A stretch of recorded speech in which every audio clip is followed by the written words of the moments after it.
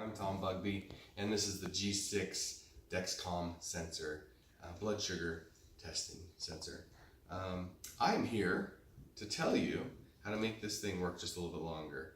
This is a great product, but Dexcom would have you believe that it's only going to work for 10 days and you have to pull it off.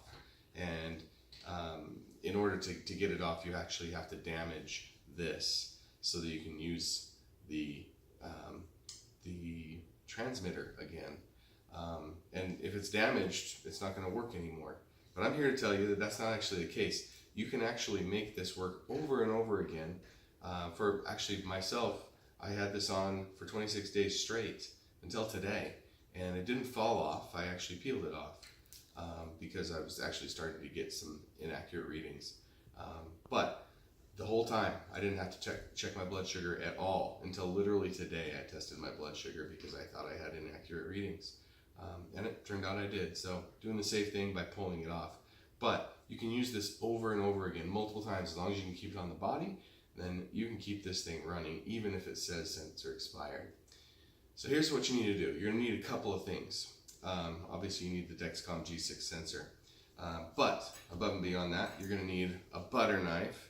You can try like a steak knife, but be very, very careful because you're going to have to aim this thing directly at your skin, wherever this guy is. You're also going to need, let's try that again, you're also going to need one of these.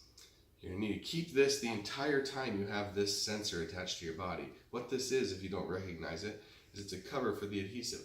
So when you first take this out of the packaging, it's usually sitting somewhere like this, and you'll have to remove it to then expose the adhesive to put it onto your body.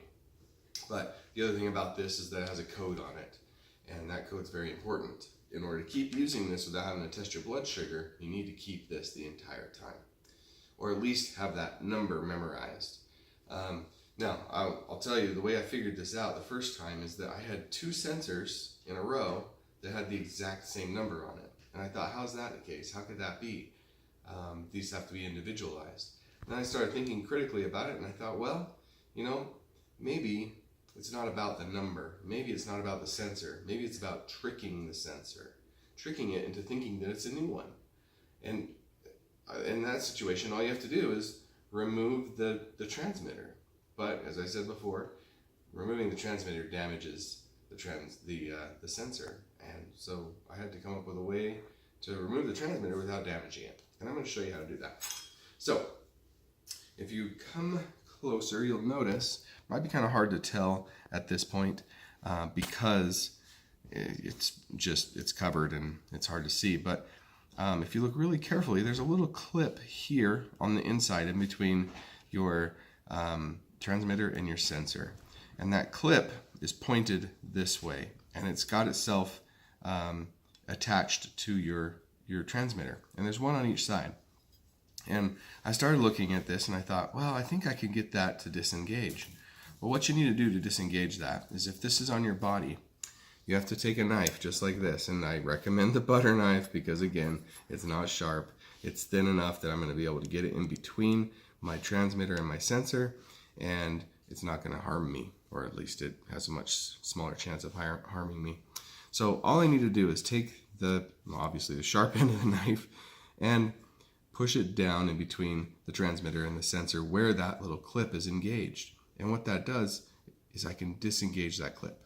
And so I'll push straight down, and then I'll tweak it just a little bit, and it'll pop that clip out. And then I need to do the same thing on the other side. So as I do the same thing, the other side's always a little bit harder to get into. As I do that, it disengages. And I now have released my transmitter.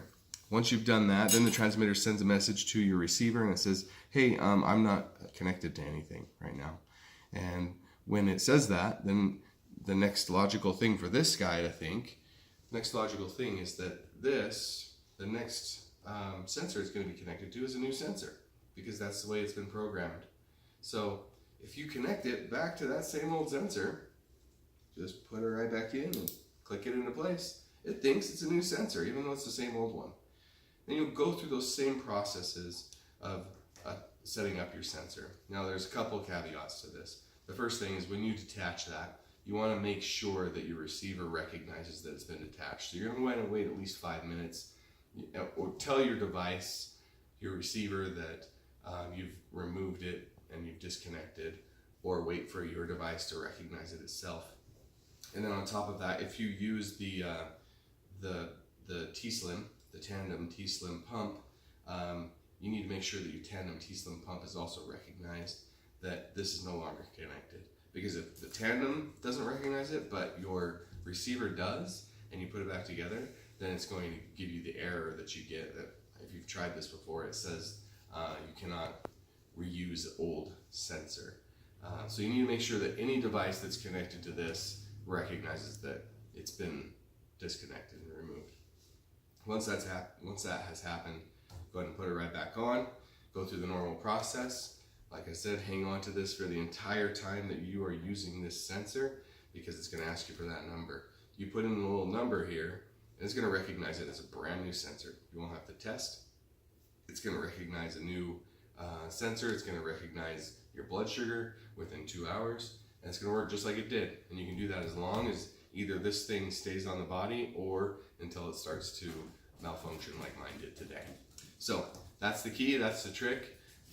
Enjoy the extra time with your G6 sensors, and that's it.